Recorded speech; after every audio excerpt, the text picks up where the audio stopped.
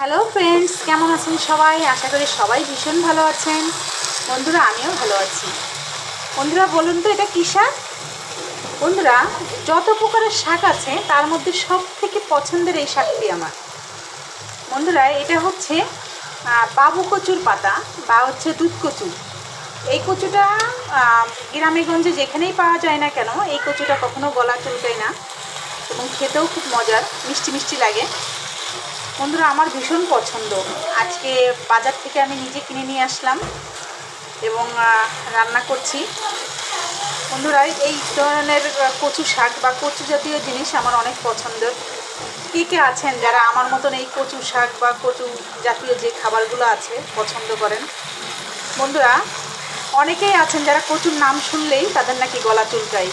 মুরব্বীরা অনেকে বলেন যে যাদের নাকি কচু খেলে গলা চুলকায় তারা নাকি খুব ঝকঝকে হয়।